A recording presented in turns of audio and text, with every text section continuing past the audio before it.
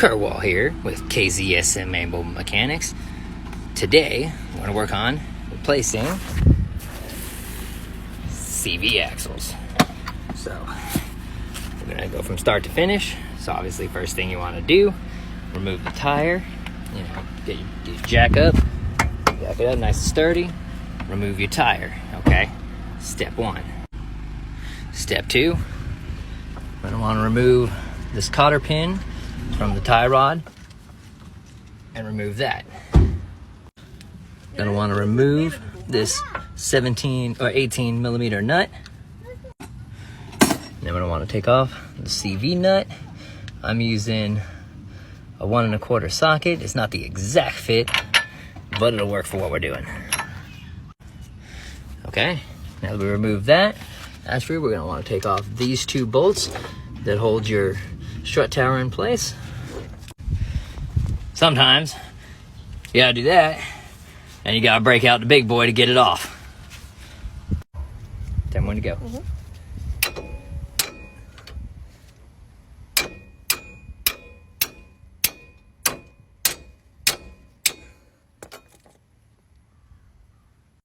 And then, now we've broken it free. So you just take it off. You want to take the bolts out, just like that, and then wiggle and break it free. And now you're hanging there. Now see, this one was completely snapped off, so the sun gets in the way. Phone call decided it was gonna pop in and ruin everything, so clips are out for a while. But anyhow, basic gist of the matter while you're watching this is you see the 2 13 millimeter bolts back there, or a 1/2 inch, whichever you choose. You're going to want to remove those. It'll take the bracket off to free the axle. Here you're going to want to push this center point in right here on the center of the CV axle. Try not to hit the threads. And you're going to want to smack that in to knock it free from the hub assembly. So that's what I'm doing here, you see. So here we go, gonna smack that shit in. Boom, gone, right out. It's usually not as easy, it usually doesn't come out as easy, but that's how it works because it was broken. Still can't hear me talking here, I don't even remember what I said. But here you see me removing these 2 bolts. So that's what we're going to be doing right about now. Sorry, still can't hear nothing. Still can't hear nothing. That phone call really screwed a lot of stuff up. Really made me mad, but whatever. So, got the bracket freed. Boop! Bracket gone. So now this thing will pull straight out of the slot. Should pull out relatively easy. And whee! Out comes that with a little bit of fluid. At least on the passenger side anyway, you get a little bit of fluid. So that part sucked and everything, but here we go, about to get right back into the voice now. Relatively, they look the same. And as you can see, this is where that one clearly had the fault, so that's dead. So now we're gonna take this and put the new one into place.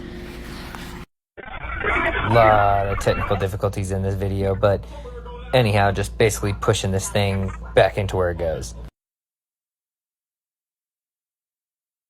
Until it seals. Give it a good smack. And now you're in. And then you're going to want to put your bracket back over top where it goes and bolt her back down. Because up and down. And then we're going to want to put this back into here, so just wiggle it around a bit to get it into place.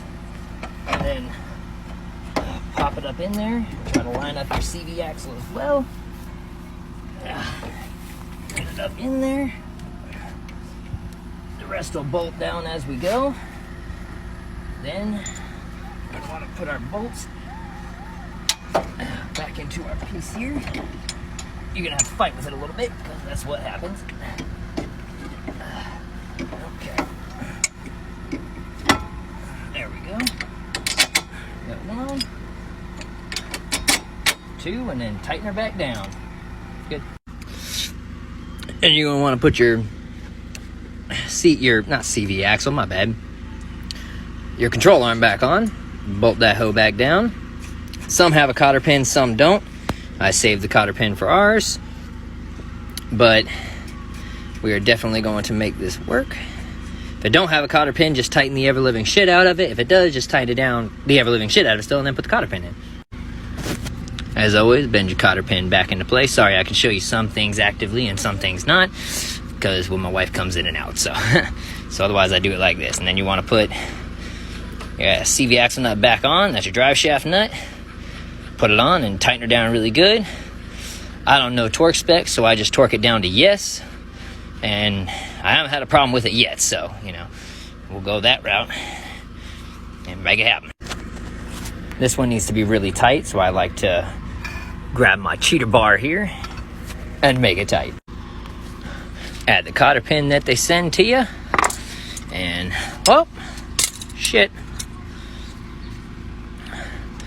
And bend that hoe around so she stays.